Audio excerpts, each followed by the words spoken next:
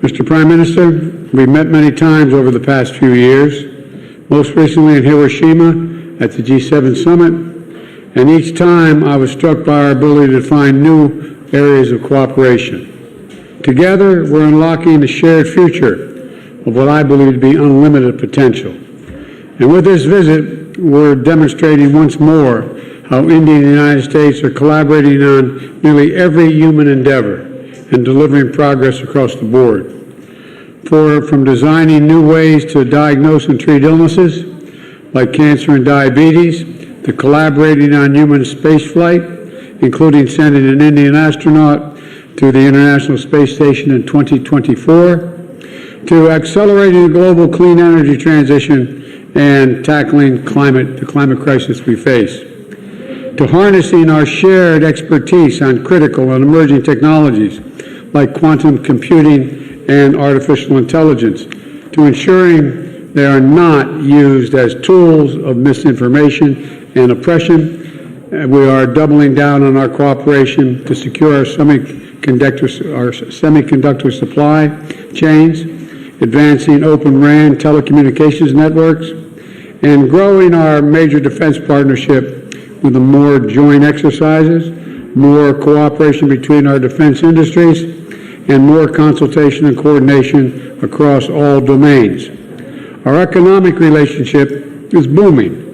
Trade between our countries has almost doubled over the past decade to more than $191 billion, supporting tens of thousands of good jobs in both India and the United States. Add to that, 1 million American jobs across 44 states will be supported by the purchase of more than 200 American-made Boeing aircraft by that Air India is announcing earlier this year. And with this visit, Indian firms are announcing more than $2 billion in new investments in manufacturing, solar in Colorado, steel in Ohio, and optic fiber in South Carolina, and much more. Further proof that America's manufacturing is back. We're expanding educational exchanges for our students, building on the record 125,000 student visas for Indians to study in the United States we issued last year, and opening new consulates that's going to make it easier for our people to travel, work, and collaborate together. On the issues that matter most and that will define the future, our nations look to one another, including on critical regional and global issues. 125,000. We also talked about our shared efforts to mitigate the humanitarian tragedies unleashed by Russia's brutal war in Ukraine and to defend the core principles of the UN Charter's sovereignty and territorial integrity. We discussed our work through the Quad and how India and the United States, together with Australia and Japan, can ensure the vital Indo-Pacific region remains free, open, prosperous, and secure. Through our new I2U2 grouping with Israel and the UAE, we're building regional connections to the Middle East and spurring science-based solutions to the global challenges like food security and clean energy. And this year, under India's leadership of the G20, we're putting sustainable development at the center of the agenda. We're delivering meaningful action on low and middle-income nations, including multilateral development bank reform, debt relief, and building resilient and equitable health systems. The bottom line is simple. We want people everywhere to have the opportunity to live in dignity. And let me close with this. Indians and Americans are both peoples who innovate and create, turn obstacles into opportunities, who find strength in community and family, and who cherish freedom and celebrate the democratic values of universal human rights, which face challenges around the world and in each of our countries, but which remain so vital to the success of each of our nations. Press freedom, religious freedom, tolerance, diversity. India now is now the most populous country in the world. It's a democracy. We understand that it is the brilliance and the backbone of our people, as diverse in talents and traditions that make us strong as a nation. It's democracies that do that. We see that so clearly here in the United States, where a vibrant Indian American community of more than 4 million strong contributes every single day to the writing of the future of our nation. Indian Americans of every background and faith, representing the full diversity of India, are pursuing their American dream while maintaining deep connections for their Indian heritage and families. That makes us all stronger. That is the cornerstone of this essential partnership between India and the United States, and that is why I know the friendship between our nations is only going to grow as we face the future together. Mr. Prime Minister, the floor is yours.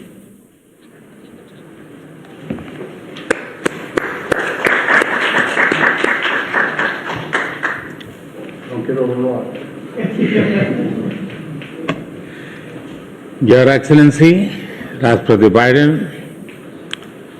दोनों देशों के delegates, media के साथियों, नमस्कार। सबसे पहले मैं राष्ट्रपति बाइडेन को उनके मित्रतापूर्ण शब्दों और भारत अमेरिका संबंधों के बारे में उनके सकारात्मक विचारों के लिए धन्यवाद देता हूं। फ्रेंड्स, आज का दिन भारत और अमेरिका के संबंधों के इतिहास में एक विशेष महत्व रखता है। आज की हमारी चर्चा और हमारे द्वारा लिए गए महत्वपूर्ण निर्णयों से हमारी कॉम्प्रिहेंसिव ग्लोबल स्ट्रेटेजिक पार्टनरशिप में एक नया अध्याय जुड़ा है। एक नई दिशा और नई ऊर्जा मिली है। फ्रेंड्स, भारत अमेरिका की व्यापार और निवेश साझेदारी दोनों देशों के लिए ही नहीं बल्कि वैश्विक अर्थव्यवस्था के लिए भी महत्वपूर्ण है। आज अमेरिका भारत का सबसे बड़ा ट्रेड पार्टनर है।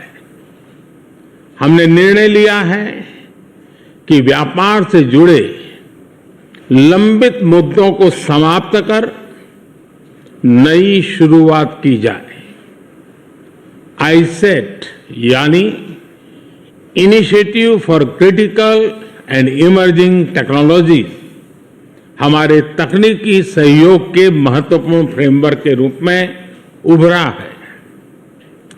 Artificial intelligence, semiconductors, space, quantum और टेलीकॉम जैसे क्षेत्रों में अपना सहयोग बढ़ाकर हम एक मजबूत और फ्यूचरिस्टिक साझेदारी की रचना कर रहे हैं।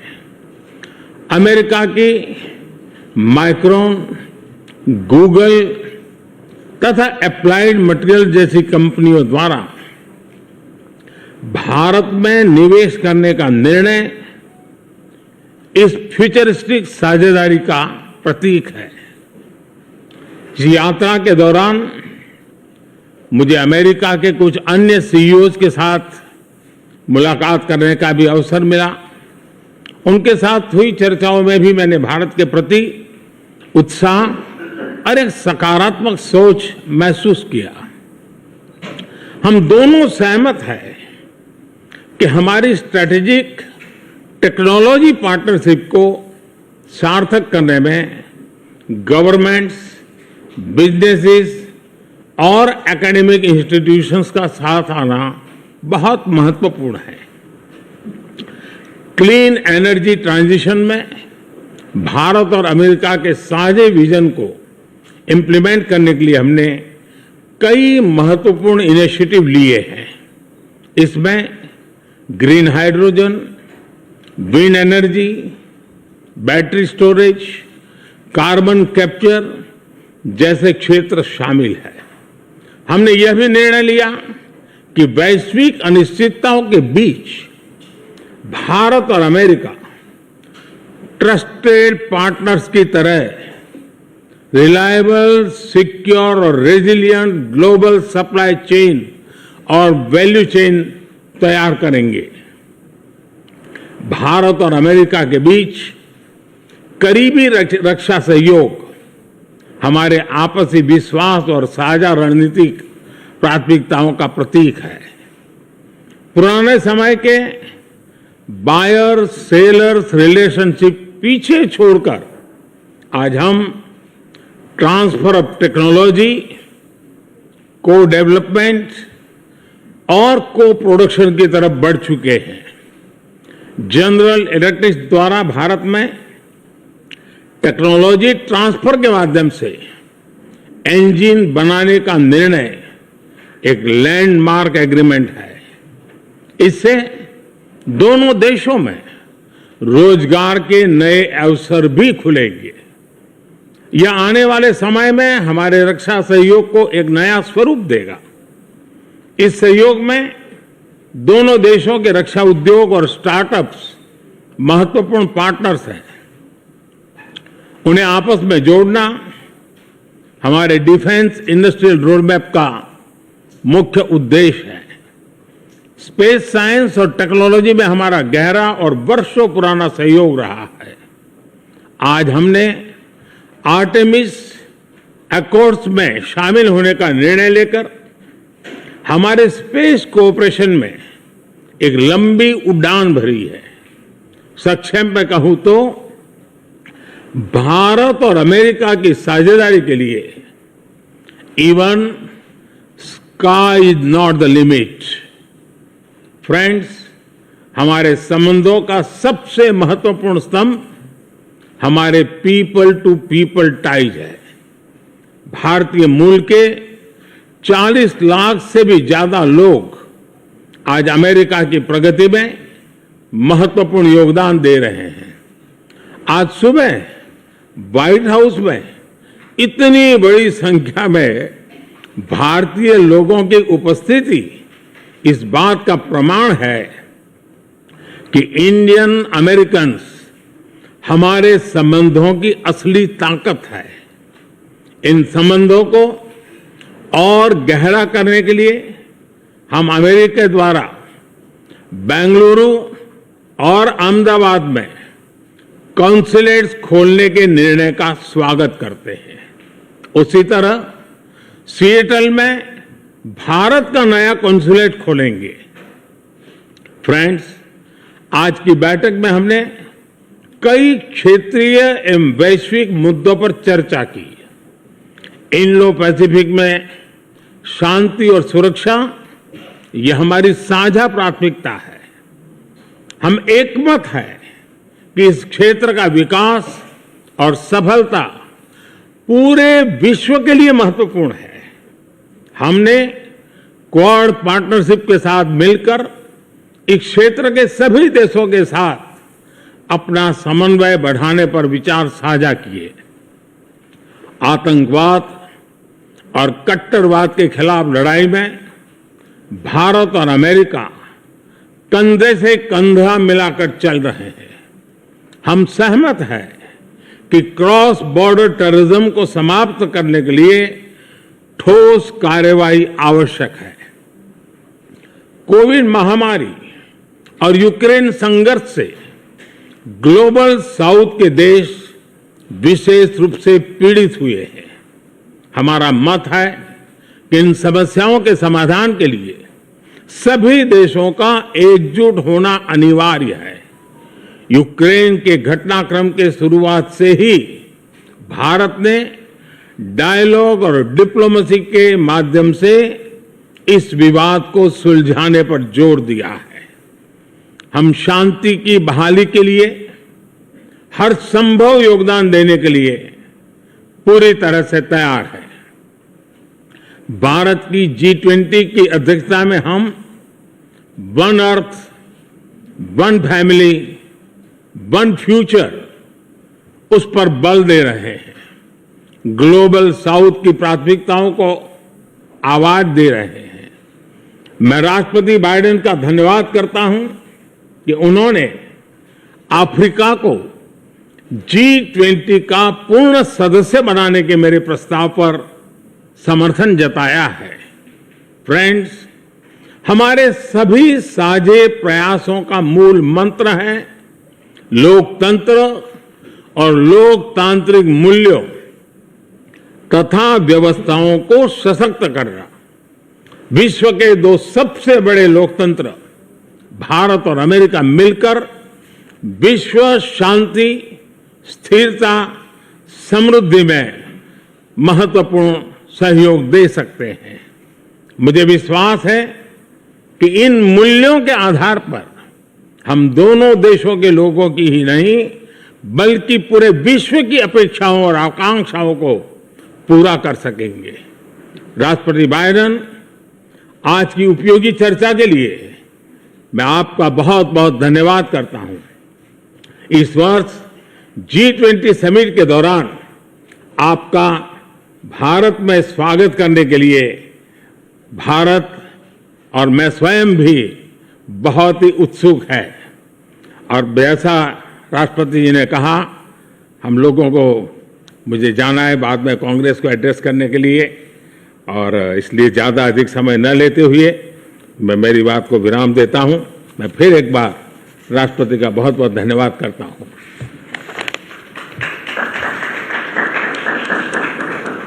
Well, the Congress is actually waiting to, and anxiously waiting to hear you. I'm told there are two questioners, Sabrina from the Wall Street Journal and Kumar from the Trust of India. And Sabrina, you first. Thank you, Mr. President. I have a question for the Prime Minister, but first a two-part question for you. Your comments at a fundraiser this week appear to be the first time in recent memory that a sitting U.S. president has called a Chinese leader a dictator. Did those comments about President Xi undermine or complicate the progress your administration has made in maintaining a relationship with China? And secondly, on India, as you raise these broader issues of human rights and democracy, what is your message to those, including some members of your own party, who say that your administration is overlooking the targeting of religious minorities and crackdown on dissent in Prime Minister Modi's country? The answer to your first question is no. When we're talking to our allies and partners around the world, including India, we let the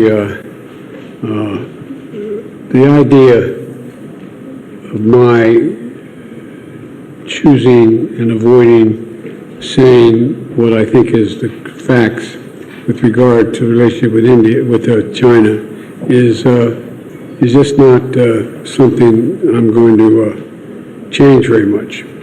I think I believe that, and I've said this for some time, that the hysteria about the relationship with China is collapsing and moving, et cetera. We had an incident that caused some confusion, you might say. But the Secretary Blinken had a great trip to China. I expect to be meeting with President Xi sometime in the future, in the near term, and I don't think it's had any real consequence. And what was your second question? So as you raise these broader issues of human rights and democracy, what is your message to those, including some members of your own party, who believe that your administration is overlooking the targeting of religious minorities and a crackdown on dissent in India? Well, look, the Prime Minister and I had a good discussion about democratic values, and that's the nature of our relationship. We're straightforward with each other, and we respect each other. One of the fundamental reasons that I believe the U.S.-China relationship is not in the space it is in the U.S.-Indian relationship is that there's an overwhelming respect for each other because we're both democracies. And it's a common democratic character of both our countries and our people, our diversity, our culture, our open, tolerant, robust debate. And I believe that we believe in the dignity of every citizen. And it is in America's DNA, and I believe in India's DNA, that the whole world has a stake in our success, both of us, in maintaining our democracies, makes us appealing partners, and enables us to expand democratic institutions around the world. And I believe this, and I still believe this.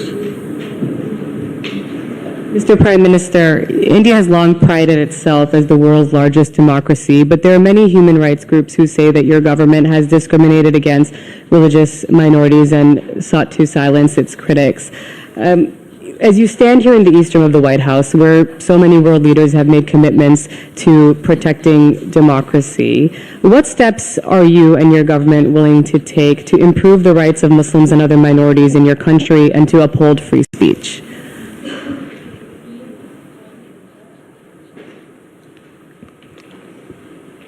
मुझे आश्चर्य हो रहा है कि आप कह रहे हैं कि लोग कहते हैं नहीं, भारत डेमोक्रेसी है। और जैसा राष्ट्रपति बाइडेन ने कहा, भारत और अमेरिका दोनों के डीएनए में लोकतंत्र है। लोकतंत्र हमारा स्पिरिट है, लोकतंत्र हमारे रगों में है, लोकतंत्र को हम जीते हैं और हमारे पूर्वजों ने उसको शब्दों में ढाला है संविधान के रूप में। और हमारी सरकार लोकतंत्र के मूलभूत मूल्यों को आधार लेकर के बने हुए संविधान के आधार पर चलती है। और हमारा संविधान और हमारी सरकार, और हमने सिद्ध किया है डेमोक्रेसी कैन डिलीवर। और जब मैं डिलीवर कहता हूं तब कास्ट, क्रीड, रिलीजन, जेंडर, किसी भी भेदभाव को वहां जगह नहीं होती है। और जब हम लोकतंत्र की बात करते हैं तब अगर ह्यूमन वैल्यूज नहीं है, ह्यूमैनिटी नहीं है, ह्यूमन राइट्स नहीं है, फिर तो वो डेमोक्रेसी है ही नहीं। और इसलिए जब आप डेमोक्रेसी कहते हैं, जब डेमोक्रेसी को स्वीकार करते हैं और जब हम डेमोक्रेसी को लेकर के जीते हैं, तब डिस्क्रिमिनेशन का कोई सवाल ही नहीं उठता है। और इसलिए भारत सबका साथ, सबका विकास, सबका विश्वास, सबका प्रयास, उन मूलभूत सिद्धांतों को लेकर के, और इसलिए हम चलते हैं। भारत में सरकार के जो बेनिफिट्स हैं वो एक्सेस टू ऑल है, जो भी उसके हकदार हैं उन सबको मिलते हैं। इसलिए भारत के लोकतांत्रिक मूल्यों में कोई भेदभाव नहीं है, न धर्म के आधार पर, न जाति के आधार पर, न उम्र के आधार पर, न भूभाग के आधार पर।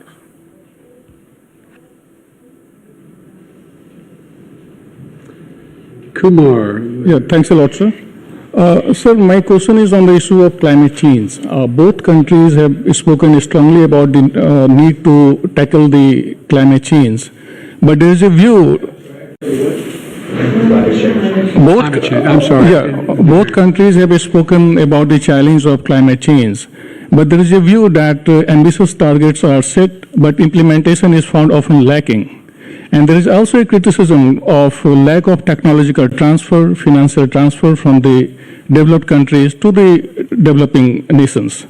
How do you both leaders see the way ahead on this pressing issue?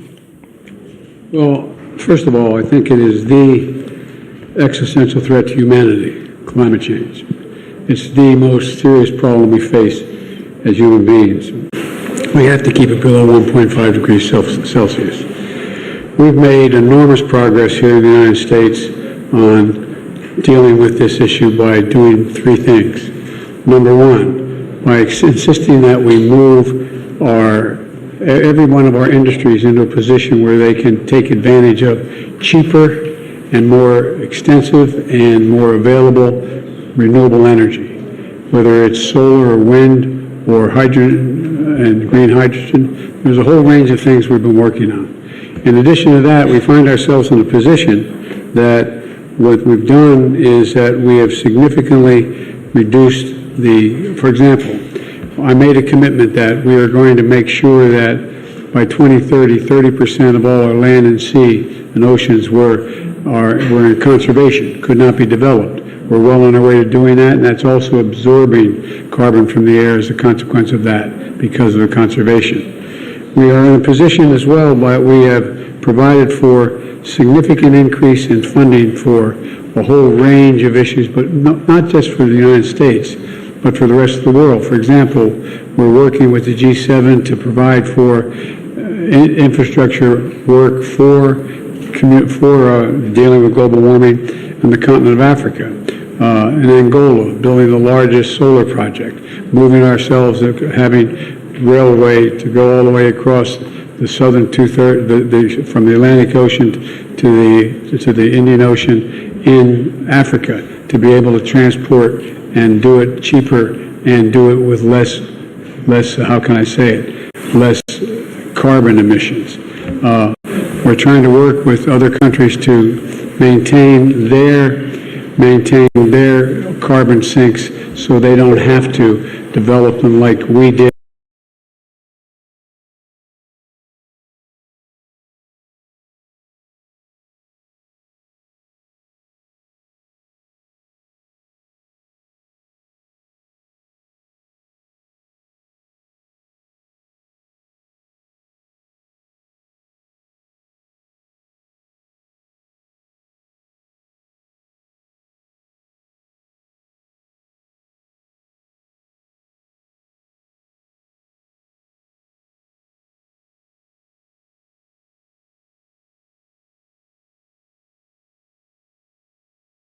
And causing pollution, and we're trying to figure out how to work out to pay them not to develop certain areas like the Amazon and Brazil. But there's a lot of technology that's available that we're sharing and we share with one another. We've learned how to do solar energy, which is considerably cheaper than it is for fossil fuels. The same way dealing with not just solar, but dealing with wind. And so there's a lot of technology that we've developed, and we're well on our way, I think, to meeting the commitment we made that we made in Paris. And we're prepared to share all of that with India that has a desire to do the same.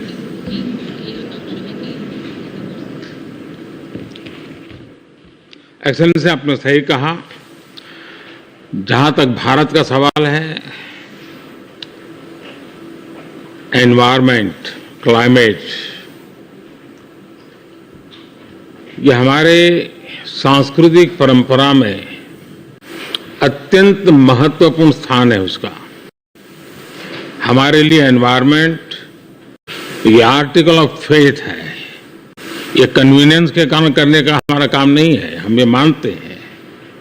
हम exploitation of nature में विश्वास नहीं करते हैं। पूरे सृष्टि को चलाने के लिए मिल्किंग ऑफ नेचर तक तो चल सकता है, लेकिन एक्सप्लॉयटेशन ऑफ नेचर नहीं चल सकता है। हम इस पक्ष में रहे हैं और उसी के मूल पर आधार पर भारत अपने लिए करता है, इतना ही नहीं, हम कुछ ग्लोबल इनिशिएटिव भी ले रहे हैं। आपको मालूम है, G20 देशों ने पेरिस में जो प्रॉमिस किया था, सभी G20 देशों में अकेला हिंदुस्तान है जिसने पेरिस में जो प्रॉमिस किए थे वो सारे प्रॉमिस पूरे किए हैं। इतना ही नहीं, सोलर एनर्जी के क्षेत्र में हमने ग्लासगो में रिन्यूएबल एनर्जी के क्षेत्र में 500 गीगावाट का टारगेट रखा है। हमने 2030 तक भारत की रेलवे का नेट जीरो का लक्ष्य रखा है। और भारत की रेलवे कहने के बाद आपको उसका स्केल पता होना चाहिए।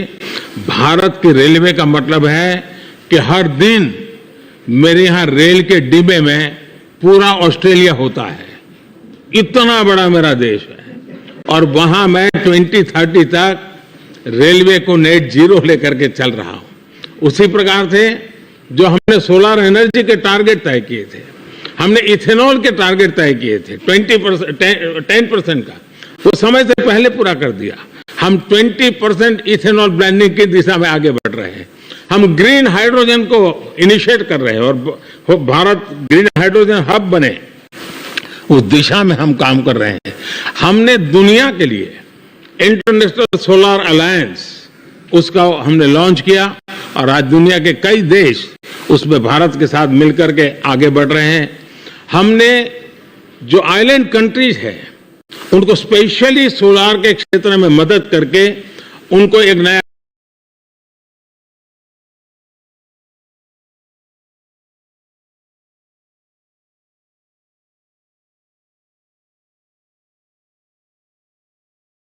विश्वास दिया है कि हम आपकी कठिनाइयों में आपके साथ हैं। भावी किसी भी संकट के लिए हम आपकी चुनौती को पार करने के लिए हमारी जिम्मेवारियां निभाएंगे, आपको भी मदद करेंगे। हम वो देश हैं जिसने एक और नया क्षेत्र हाथ लिया है। हम देख रहे हैं कि नेचुरल कैलेमिटी के कारण आज मनुष्य मृत्यु की चर्चा तो होती है, लेकिन इंफ्रास्ट्रक्चर का इतना नुकसान होता है जो 50-50 साल तक भरपाई नहीं हो सकता। और इसलिए ये जो क्लाइमेट चेंज के कारण जिस प्रकार का संकट आ रहा है, तो ऐसा इंफ्रास्ट्रक्चर बनना चाहिए जिसमें रेजिलियंस हो, और इसके लिए CDRI हमने एक ग्लोबल ऑर्गेनाइजेशन को जन्म दिया है। और आपको पता होगा, मैंने ग्लासगो के अंदर एक विषय रखा है दुनिया के सामने, और जिसको पिछले दिनों UN सेक्रेटरी जनरल और मैंने उसको लॉन्च किया है, वो है मिशन लाइफ। और जब मैं लाइफ कहता हूं तब life style for environment. Her individual को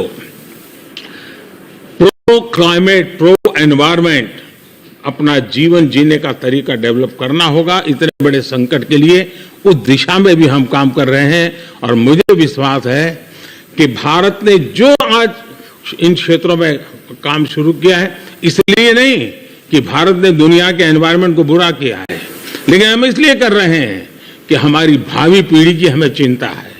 हम हमारी भावी पीढ़ी को ऐसा विश्व नहीं दे सकते हैं कि जिसके लिए उसके लिए जीना कठिन हो जाए। और इसलिए एक ग्लोबल रिस्पॉन्सिबिलिटी के रूप में भारत ने खुद ने कुछ बुरा नहीं किया है तो भी अच्छा करने में, योगदान देने में हम अग्रिम भूमिका निभा रहे हैं, और हम आगे भी निभा रहेंगे। जहां तक समृद्ध देश हैं, लगातार चर्चा रही है, टेक्नोलॉजी ट्रांसफर हो, फाइनेंशियल मदद हो, और धीरे धीरे विश्व भी मन बना रहा है कि जो देश इसमें करना चाहते हैं उनको टेक्नोलॉजी की मदद मिले, उनको फाइनेंशियल मदद मिले। हम प्रतीक्षा कर रहे हैं कि जितना जल्दी इस विषय में आगे बढ़ेंगे, दुनिया को इस संकट से हम जल्दी से मुक्त कर पाएंगे। धन्यवाद। Let me add one thing to that. We have caused damage in the United States the way we developed over the last 300 years. And that's why I was able to convince my colleagues in the Congress to pass legislation, the largest climate fund ever in American in the world history, $369 billion. $369 billion to deal with the climate crisis. And we're doing it extensively now, and I think you're going to see significant progress. Thank you all very, very much.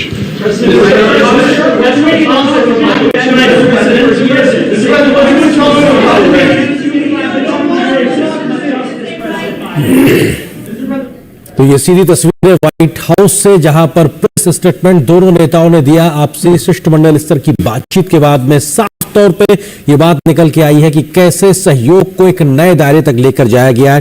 प्रधानमंत्री ने इस बात का साफ तौर से जिक्र किया कि कंप्रेहेंसिव ग्लोबल